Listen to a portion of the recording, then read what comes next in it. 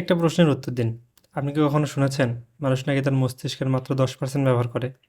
আর যদি কোনোদিন আমরা 100% মস্তিষ্ক ব্যবহার করতে পারি, তাহলে কি আমরা সুপারহিরো হয়ে যাব? মনের কথা পড়তে পারবো? ভবিষ্যৎ দেখতে পারবো? নাকি মুহূর্তের মধ্যেই পৃথিবীর সবচেয়ে বুদ্ধিমান মানুষ হয়ে উঠব? কিন্তু এখানেই আছে সবচেয়ে বড় চমক। আজ আমরা জানবো এই জনপ্রিয় ধারণাটি আসলে সত্য নাকি শুধুই একটি মিথ। আর যদি সত্যিই মস্তিষ্কের প্রতিটি অংশ একই সঙ্গে কাজ করতো, তাহলে কি ঘটতে পারতো? 10% মস্তিষ্ক ব্যবহার করার ধারণা কোথা থেকে এলো? অনেক বছর ধরে একটি কথা মানুষের মুখে মুখে ঘুরে বেড়াচ্ছে, মানুষ তার মস্তিষ্কের মাত্র 10% ব্যবহার করে। এমনকি অনেক সিনেমা ও বইও এই ধারণাকে জনপ্রিয় করেছে। কিন্তু আধুনিক স্নায়ুবিজ্ঞান বলছে এই কথাটি সত্য নয়। বিজ্ঞানীরা ব্রেন স্ক্যান করে দেখেছেন, দিনের বিভিন্ন সময়ে আমাদের মস্তিষ্কের প্রায় সব অংশই কোনো না কোনো কাজ করে। আপনি যখন কথা বলেন, হাঁটেন, গান শোনেন, কোনো স্মৃতি মনে করেন, এমনকি ঘুমান, তখনও মস্তিষ্কের বিভিন্ন অংশ সক্রিয় থাকে। অর্থাৎ আমরা মস্তিষ্কের মাত্র 10% ব্যবহার করি, এমন কোনো বৈজ্ঞানিক প্রমাণ নেই।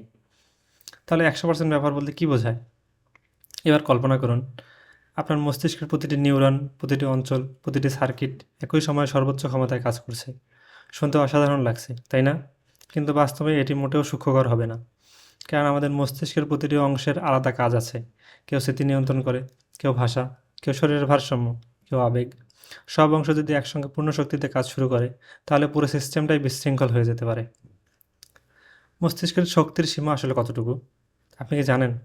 মস্তিষ্ক আমাদের শরীরের মোট ওজনের প্রায় 2%, কিন্তু এটি একাই শরীরের 20% শক্তি ব্যবহার করে।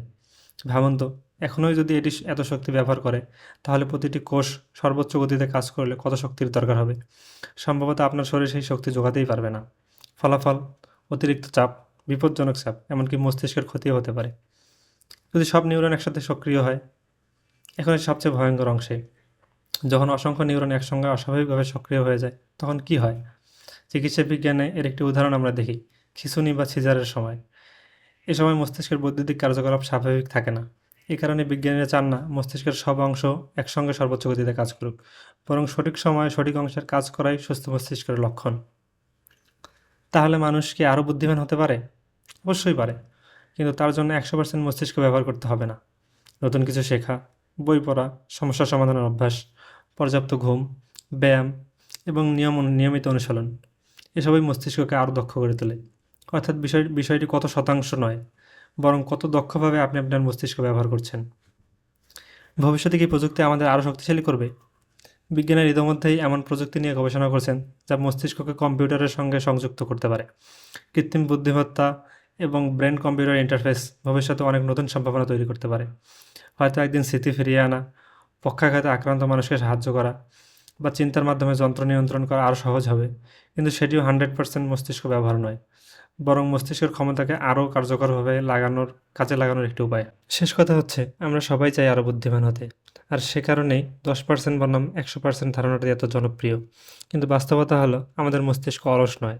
এটি প্রতিদিন, প্রতি মুহূর্তে অসাধারণ জটিলভাবে কাজ করছে। সত্যিকারের শক্তি লুকিয়ে আছে মস্তিষ্কের প্রতিটি অংশকে সঠিক সময়ে সঠিকভাবে ব্যবহার করার মধ্যে। তাই হয়তো প্রশ্নটি হওয়া উচিত নয়, আমি কি 100% মস্তিষ্ক ব্যবহার করছি?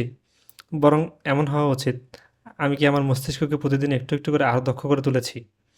আপনার কি মনে হয়, যদি মানুষ সত্যিই কোনোদিন তার মস্তিষ্ককে আরও উন্নতভাবে ব্যবহার করতে পারে, তাহলে সবচেয়ে বড় পরিবর্তন কী হবে?